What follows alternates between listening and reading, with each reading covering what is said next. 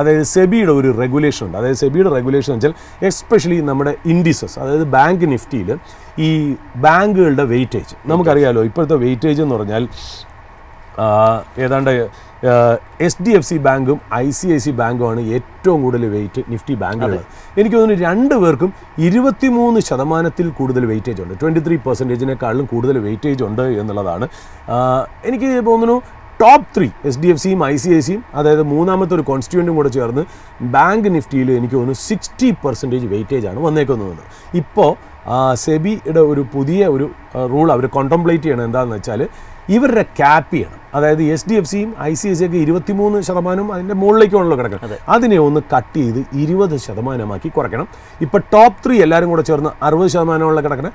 അതിനെ ഒന്ന് കുറച്ച് ഒരു 45% കുറയ്ക്കണം എന്നുള്ളതാണ് ആ സെബിയുടെ ആ ഒരു പുതിയൊരു റൂളിനെ കുറിച്ച് അവർ കോണ്ടംപ്ലേറ്റ് ചെയ്യണം എന്നുള്ളത്. അപ്പോൾ അങ്ങനെയാണെങ്കിൽ $1.5 ബില്യൺ ഒരു പോർട്ട്ഫോളിയോ റീഷഫ്ലിംഗ് നടക്കും. അതായത് ഒരു 12,000 തൊട്ട് 13,000 കോടിയുടെ പോർട്ട്ഫോളിയോ റീഷഫ്ലിംഗ് നടക്കും. അതായത് വെയിറ്റേജ് കുറയണം. അതായത് HDFC ബാങ്കിൽ നിന്നും ICICI ഒക്കെ 23 മുകളിലല്ലേ കിടക്കണേ, അതൊന്ന് കട്ട് ചെയ്ത് 20 ആക്കുമ്പോൾ അത്രയും മാത്രം ഔട്ട്ഫ്ലോ, അതായത് വെയിറ്റേജ് കുറയുമ്പോൾ അത്രയും മാത്രം ഔട്ട്ഫ്ലോ അവിടുന്ന് വന്നിട്ട് വേറെ പല സ്റ്റോക്കുകളിലേക്കും കയറാൻ ചാൻസ് ഉണ്ട്. ബാങ്ക് നിഫ്റ്റിയിലെ അതർ കമ്പോണൻസ് അത് നമ്മൾ നോക്കുകയാണെങ്കിൽ കോട്ടക് ബാങ്ക്, ആക്സിസ് ബാങ്ക്, SBIയിലേക്കൊക്കെ ആയിരിക്കാം ഈ പറയുന്ന പോലെ ഒരു 12,000 മുതൽ 13,000 കോടി.